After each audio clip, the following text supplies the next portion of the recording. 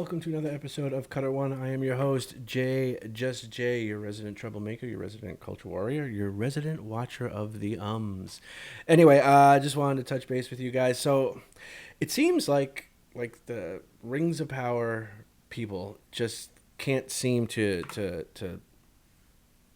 not put their foot in their mouth. They keep trying to talk out of both sides of their mouth, and it doesn't work, and they keep getting called out on it.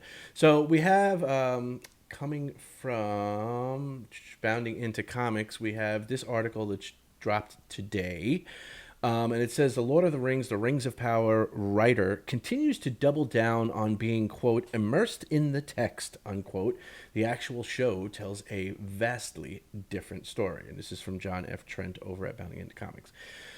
The Lord of the Rings of Power writer Jennifer Hutchison recently made the media circuit to discuss the show's first season after it came to its conclusion, and she, like the showrunners before her, claimed she's, quote, immersed in the text. Okay. I think everybody pretty much agrees that that's not the case, but let's see what they have to say, and if the evidence supports it. Hutchison spoke with Slash Film about the show's season 1 finale and was asked about how she navigated Tolkien's lore in adapting the story for television. She stated, quote, "Yes, again, the show is not over, so stay tuned on a lot of that." Laughs. "No, it's really about, we're so immersed in the text, we consult it constantly. So as much as we can, we're hewing to it, and it's really about the form of TV and the format of storytelling demand slightly different things." Hutchinson added, "So we're really focusing on capturing the spirit. If we could find ways to integrate those scenes, even if they weren't necessarily in the same place or the same context, having those there to really ground it in the text. So it was really about when can we be really close to the text and when we can't be. How can we bring it in other ways? And when we can't be, how can we bring it in other ways?" Ironically, despite claiming that they were immersed in the lore and they wanted to capture Tolkien's spirit, the show fails on all levels to capture much of Tolkien's themes that he explored in the Silmarillion and the Second Age. And they are absolutely correct in this regard. Tolkien outlined these themes in letter 131 to Milton Waldman. He wrote, quote, "The three main themes are thus: the delaying elves that lingered in Middle-earth, Sauron's growth to a new Dark Lord, master and god of men, and Numenor/Atlantis. They are dealt with analytically and in two tales or accounts, the Rings of Power and the downfall of Numenor. Both are essential background to The Hobbit and its sequel, The Lord of the Rings." He went on to detail, in the first we see a sort of second fall or at least error of the elves. There was nothing wrong essentially in their lingering against counsel. Still sadly with the mortal lands of their old heroic deeds, but they wanted to have their cake without eating it. They wanted the peace and bliss and perfect memory of the West, and yet to remain on the ordinary earth where their prestige as the highest people, above wild elves, dwarves, and men, was greater than at the bottom of the hierarchy of Valinor, Tolkien explained. They thus became obsessed with fading, the mode in which the changes of time, the law of the world under the sun, was perceived by them. They became sad, and their art, shall we say, antiquarian, and their efforts all really a kind of embalming, even though they also retained the old motive of their kind, the adornment of earth and the healing of its hurts. So it's not like their light is fading and they need mithril or some nonsense like that.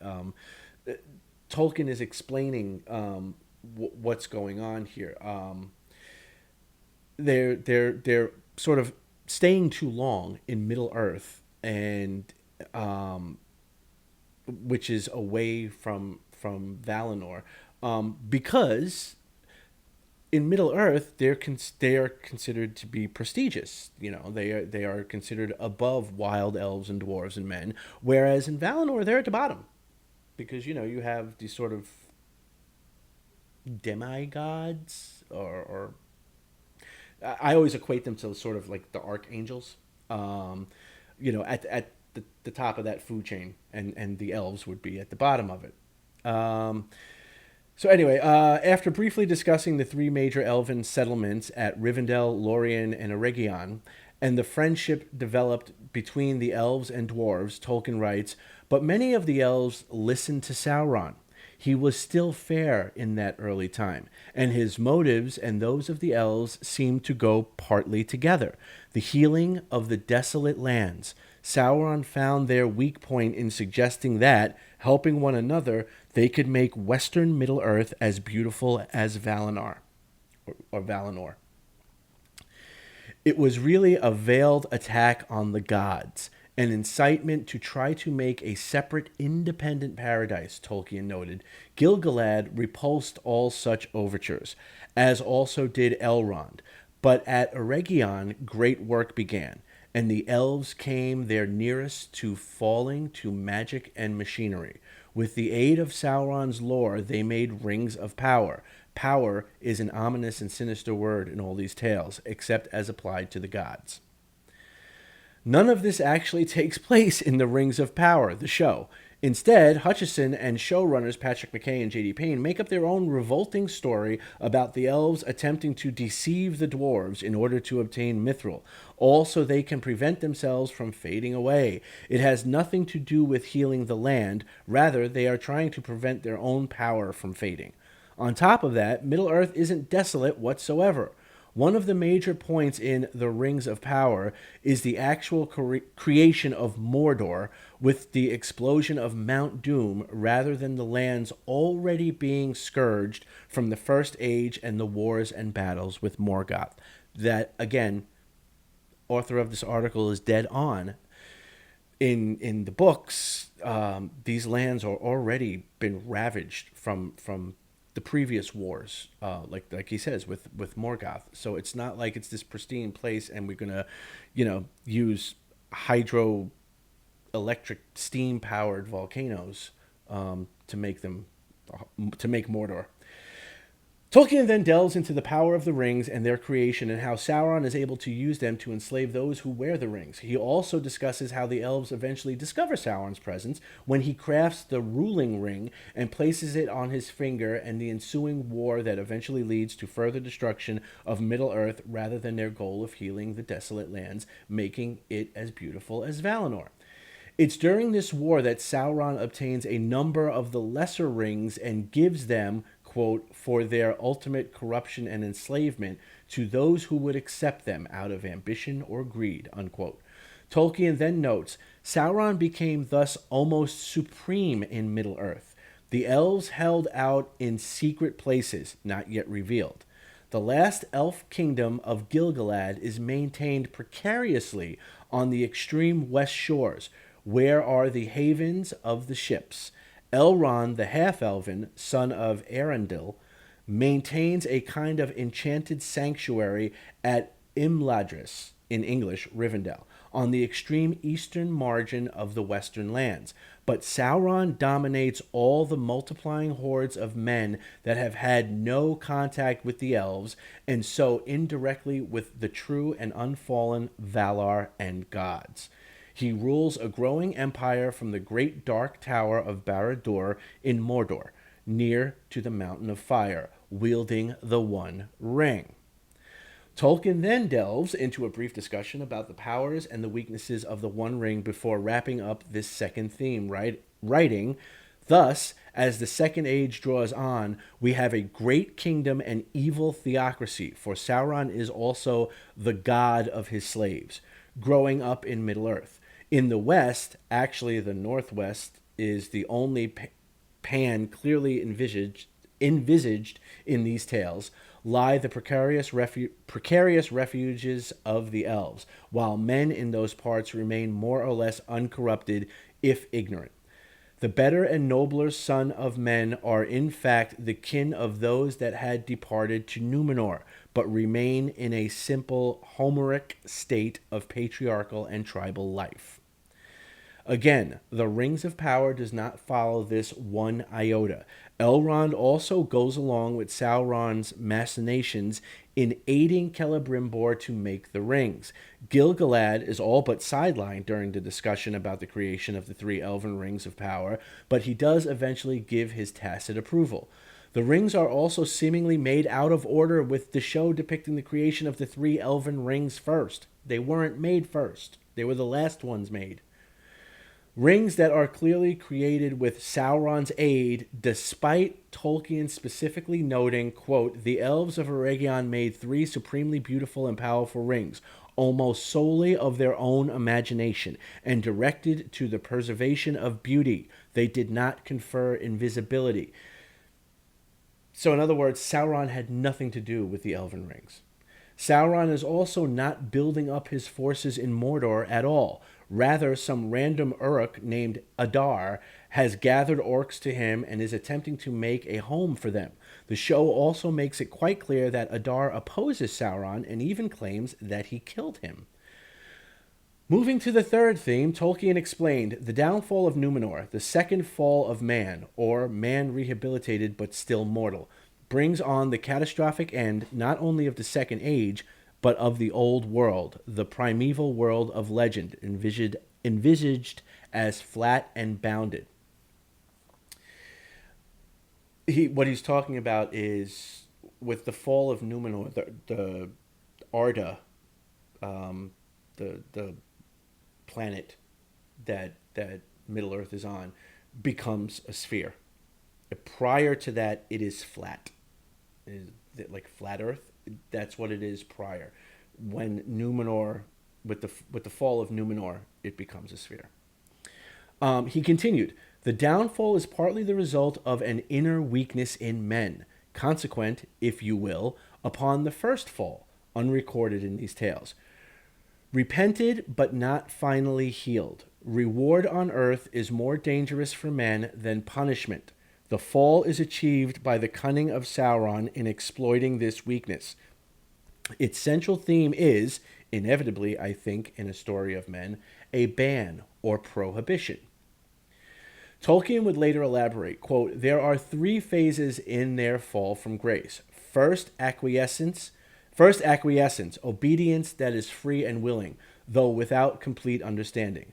Then for long they obey unwillingly, murmuring more and more openly. Finally they rebel, and a rift appears between the king's men and rebels, and the small minority of persecuted faithful. He goes on to provide more details of these three phrases. In the first age, being men of peace, their courage is devoted to sea voyages. As descendants of Eärendil, they became the supreme mariners, and being barred from the west, they sailed to the uttermost north and south and east. Mostly, they come to the west shores of Middle-earth, where they aid the elves and men against Sauron, and incur his undying hatred.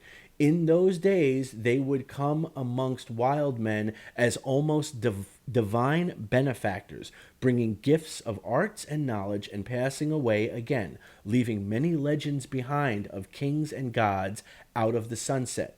Next he wrote, in the second stage, the days of pride and glory and grudging of the ban, they begin to seek wealth rather than bliss. The desire to escape death produced a cult of the dead, and they lavished wealth and art on tombs and memorials.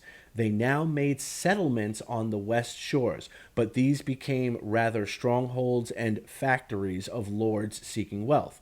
And the Númenóreans became tax gatherers, carrying off over the sea ever more and more goods in their great ships. The Númenóreans began the forging of arms and engines. Tolkien then goes into specific details about the third phase, detailing that the leader of the Númenóreans, Tar-Calion, which would later be changed to Ar-Pharazôn, in his pride confronts Sauron, believing that he and not Sauron should hold the title of King of Kings and Lord of the World. His vast army sees the forces of Sauron's servants flee before them, but Sauron, in his cunning, ingratiates himself to the king and eventually begins whispering in his ear that God does not exist and that immortality can be gained by traveling west and seizing it from the Valar. Sauron's influence on the king spreads, and it eventually begins to infect the populace as they begin to worship Morgoth and even perform human sacrifices of the faithful. And what's going on there, just to sort of put it in layman's terms, is, if you're not familiar with it, is that in the Second Age, the Numenorians were seen as like, they're second only in like badassery to the elves, and even in some regards are considered even more powerful than the elves. Anyway, Sauron in Mordor, he lets it be known that he is claiming the title of King of Kings and Lord of the world for him. Like he's saying, I'm the king of all men. Okay, well, our Pharazôn, the king of the Numenorians, he's like, nah, son, no, that's my job. So he takes the Numenorians and they go over and they march on Mordor, okay, and along the way, kick the crap out of Sauron's forces. And when they finally show up at Mordor, Sauron surrenders, turns himself over to them, says, "All right, y'all badass, you got me. Take me back to your island and put me in a cell," which is exactly what they do.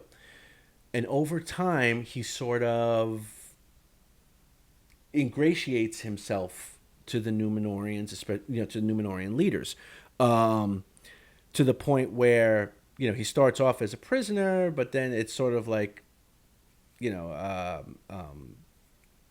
being he's not locked in a cell, but you can't leave the island, and you have a curfew or whatever, and eventually sort of works his way up to being an advisor to the leaders, and that's when he starts whispering in his ear that, like, hey, you guys can do this whole immortal thing. It's not fair that only the elves get that. You guys can do that if you go to the west and stuff like that, even though the Numenorians are banned from going to the west. And there's a whole philosophical set of reasons that Tolkien builds into his story as to why.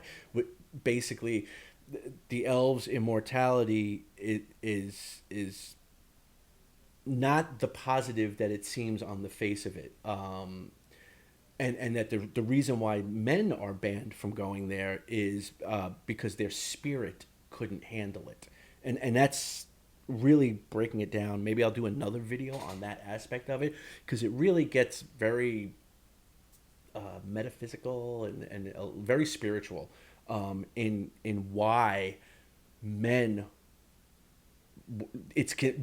men's mortality is considered a gift, okay, and the elves' immortality kind of sort of not, but in a way, it sort of comes down to your perspective. Like, if you're a man, you see the elves with having virtually immortal, you're thinking they've got it good. But at the same time, if you're a Valar, you know that the humans, they wouldn't do so well with that ability. And so we'll give them this other ability, i.e. mortality and stuff, which has a better payoff in the long run. And to break it down and to keep it real simple, basically the elves aren't immortal. Elves can die. Okay, when they die, their spirit goes to the halls of Mandos, where they are kept for a time and they are judged, and then they are sent back. Okay, so let's say you're an elf and you die, your spirit goes, it gets judged by Mandos, and after X amount of time, you're sent back, to Valinor. It's sort of like to start over, to do it over again. Okay. Men's spirits don't do that. Men's spirits go beyond. They go to the unknown beyond the veil of the universe.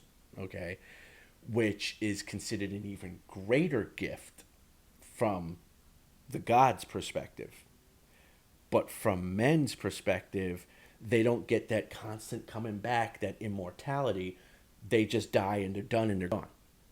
Okay. So again, it's all a matter of perspective. I can do a whole video on it, and maybe I will do a video. Let me know in the comments down below if that's something you want me to do a video on. Anyway, Sauron's influence on the king spreads. Eventually, they start doing human sacrifices because he starts talking them into worshiping Morgoth. As Tolkien notes, the king eventually leads his armies to attack the Valar. But at last, Sauron's plot comes to fulfillment. Tar-Calion feels old age and death approaching, and he listens to the last prompting of Sauron, and building the greatest of all armadas, he sets sail into the west, breaking the ban and going up with war to wrest from the gods everlasting life within the circles of the world. Quote unquote, faced by this rebellion of appalling folly and blasphemy, and also real peril, since the Númenóreans, directed by Sauron, could have wrought ruin in Valinor itself, the Valar lay down their delegated power and appeal to God, Eru Ilúvatar, and receive the power and permission to deal with the situation. The old world is broken and changed. A chasm is opened in the sea, and Tar-Calion and his armada is engulfed. Númenor itself, on the edge of the rift, topples and vanishes forever with all its glory in the abyss. Thereafter there is no visible dwelling of the divine or immortal on earth. Again, none of this takes place or is even hinted at. The idea that the Númenóreans want to acquire immortality and are jealous of the elves isn't even touched on at all, and I've said this in previous videos. Instead, it's replaced by a cringeworthy modern-day political stump speech given by a blacksmith claiming the elves are coming to take our jobs, something that doesn't fit in with Tolkien's works and bizarrely is out of place in Prime Video's own production. The Númenóreans are also not depicted as a grand people. They require training from Galadriel, and the training is done in a back alley rather than in a proper barracks training ground. We don't really see their greed and lust for riches in Middle-earth. Instead, it appears they have almost no contact with Middle-earth, albeit the show does make a minor reference to past colonies.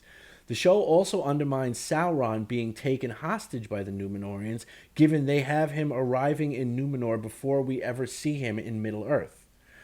It's clear once again that Hutchison, Payne, and McKay are blatantly lying when they claim they are immersed in the text, and if Tolkien's discussion on the themes and the clear lack of any of them in the show isn't enough to convince you, well, Hutchison reveals how little she knows of Galadriel when asked about the final episode's temptation by Sauron to have her join him.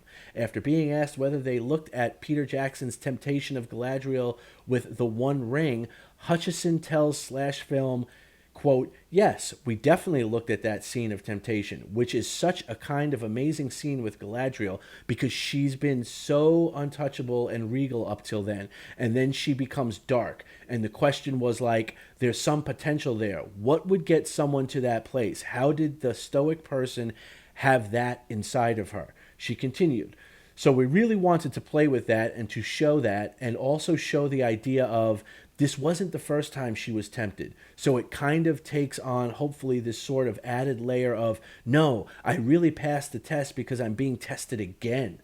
But yes, we absolutely looked at that scene so much and that exchange and built on it for this sequence, end quote. If they had truly looked at this scene, they would have also examined Tolkien's writings where Galadriel tells Frodo, quote, I say to you, Frodo, that even as I speak to you, I perceive the Dark Lord and know his mind, or all of his mind that concerns the elves. And he gropes ever to see me and my thought, but still the door is closed, end quote. It can be argued she's having to constantly resist Sauron due to the connection she has with him via Nenya, one of the 3 elven rings crafted by Celebrimbor. However, the One Ring is an altogether different temptation. Tolkien wrote to Waldman, quote, also so great was the ring's power of lust that anyone who used it became mastered by it. It was beyond the strength of any will, even his own, to injure it, cast it away, or neglect it. So he thought. It was, in any case, on his finger. He made this even more abundantly clear in letter 320 to Miss Ruth Austin, telling her, I think it is true that I owe much of this character to Christian and Catholic teaching and imagination about Mary. But actually, Galadriel was a penitent. In her youth, a leader in the rebellion against the Valar. the angelic guardians. And at the end of the First Age, she proudly refused forgiveness or permission to return. She was pardoned because of her resistance to the final and overwhelming temptation to take the ring for herself. Galadriel having any kind of relationship with Sauron outside her connection to him via Nenya is found nowhere in the text that Hutchison claims she immersed herself in. Tolkien even notes the temptation of Galadriel is, quote, part of the essential deceit of the ring to fill minds with imaginations of supreme power, unquote. He goes on to note Galadriel's rejection of the temptation was founded upon previous thought and resolve, meaning she had contemplated what she would do with the ring if she had obtained it. In fact, Tolkien wrote this in The Fellowship of the Ring. I do not deny that my heart has greatly desired to ask what you offer. For many long years I had pondered what I might do should the great ring come into my hands. And behold, it was brought within my grasp. The evil that was devised long ago works on in many ways, whether Sauron himself stands or falls. Would not that have been a noble deed to set to the credit of his ring, if I had taken it by force or fear from my guest? The writers and showrunners will continue to claim they look to Tolkien's work for their show, but the fact of the matter is the fruits of their labor as borne out in the show prove otherwise. Their words are easily disprovable by comparing not only the events of the show to Tolkien's books, but also comparing the themes the show explores to what Tolkien clearly wrote about in his works in numerous letters. And this author is 100% dead on. Could not have said it better myself. That is awesome. And it is true. It is true. Yeah, I mean, you know, each time they keep trying to come out and put out this message of like, oh yeah, we're just trying to represent Tolkien and stuff like that. I'm glad that there's people like this author, myself, and others who are willing to call it out. So good on you, John F. Trent, from Bounding into Comics. Excellent article. Excellent article. Gets right to the heart of the matter and calls them out on their BS. And I think that's freaking amazing.